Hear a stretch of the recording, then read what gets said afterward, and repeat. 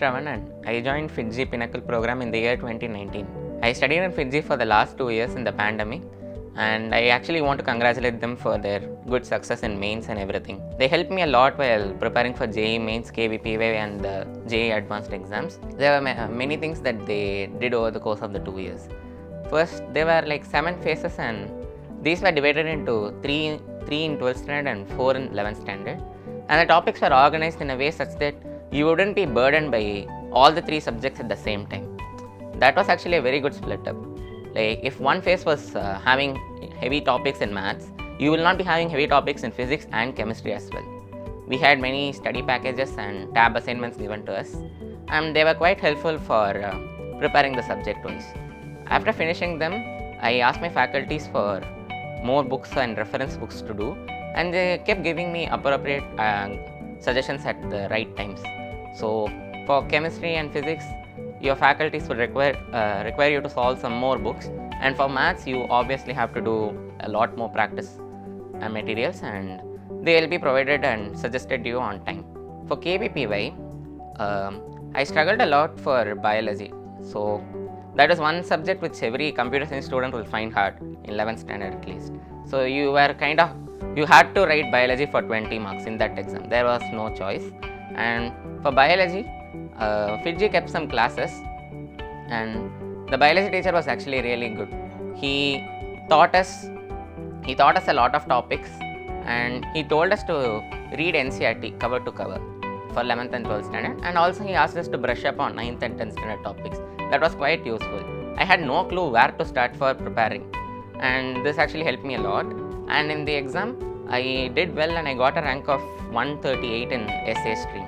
That was actually mainly due to biology going very well. Physics and chemistry and maths, you have to do your 11th standard fully, and 12th standard, there were a few topics like optics and modern physics where you had to put a little more focus. And in chemistry, organic took a major part in KVPY. Like you have to attend some classes and read NCERT for those things. And for maths, for the last 2 years, they are giving like pre-RMO type of questions. Like you have to focus on number theory kind of topics, quadratics, polynomials and other things. And doing the past papers was quite useful for them. We have 12th standard. In 12th standard, you have like, you would be feeling a bit more confident after you wrote your 11th standard exams and everything. And I think at that point, most of you would be writing some Olympiads just for like practice. Those Olympiads, the first stage will be like very good for you. You'll actually get to do some single correct questions, and it will look like practice for advanced in some particular areas. These years actually, due to the pandemic, they had changed the exams, and there are like not as many levels as they used to be previously. I think 1 or 2 levels have been merged or something. You can just check them if you are very interested. So you have a bit more chance of clearing them. These days they are not asking like 80 questions. That's how it used to be in 2019 and 18. They are asking like 35 questions in stage 1. So it's a bit more easier to clear. And again, FITGI was keeping mock exams and classes for Olympiad specifically. Interested students like joined them, and they did very well.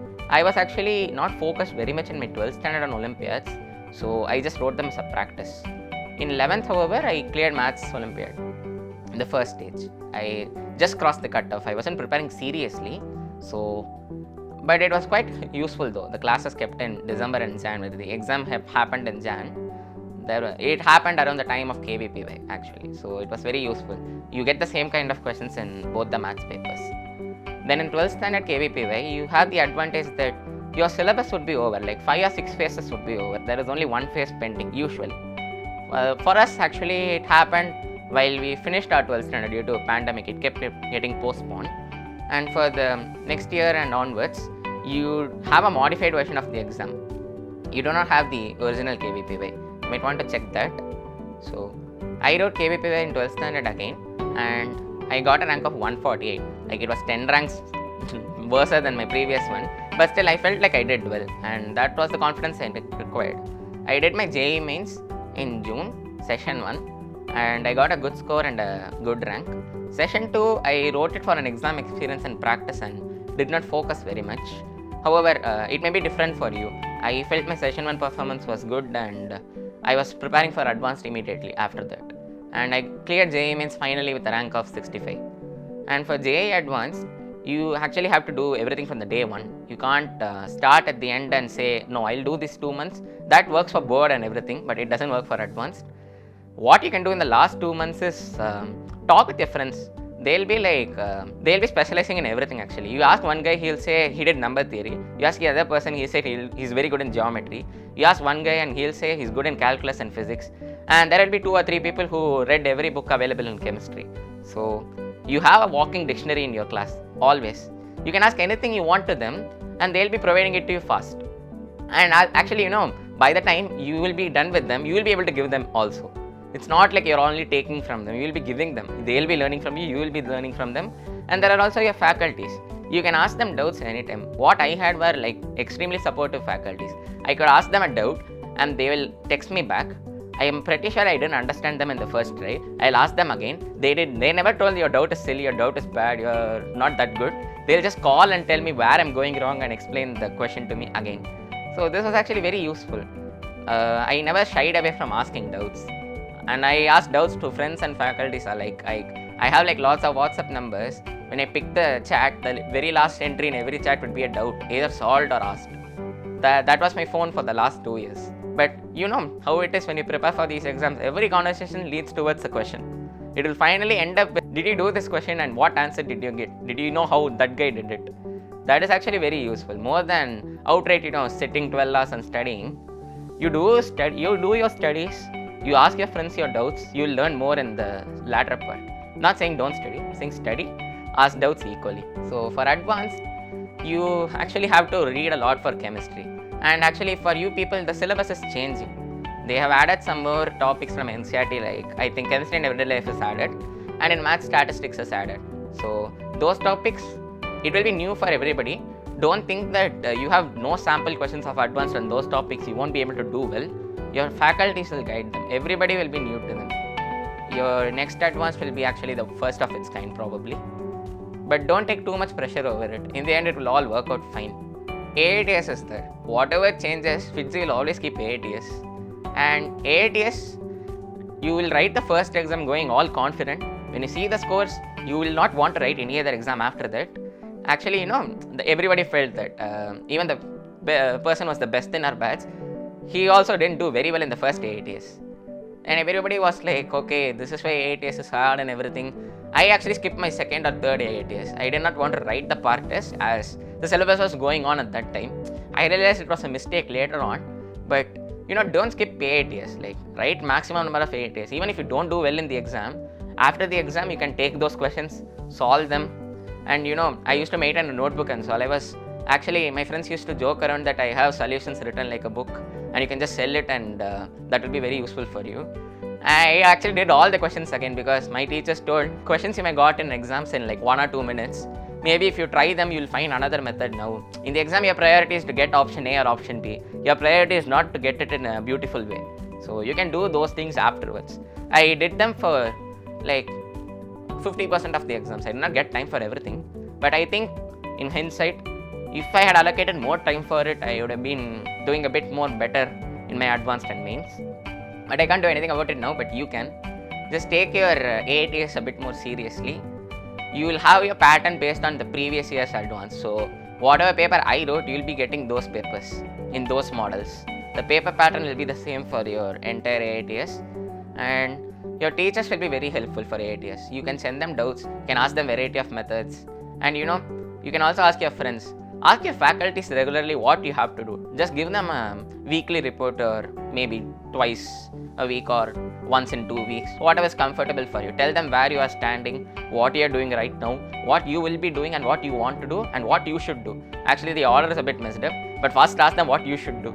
They will just tell you what to do first. You won't be able to match their expectations every single time, but you will be able to match it most of the times if you just follow what they say. They will not overburden you, first of all. They'll give you what you can do. And don't follow the advice given to some other student. His needs may be different from yours and yours will be different from them. Tell them what you're doing and always add a disclaimer at the end. Say that this is strictly advice for me. If you want to follow, verify it with your faculty and then do it.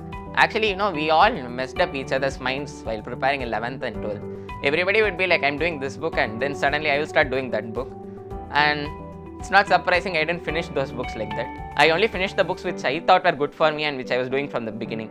And in the month of August, I was actually fixated on eigenvalues. This was a topic which was not in syllabus in maths.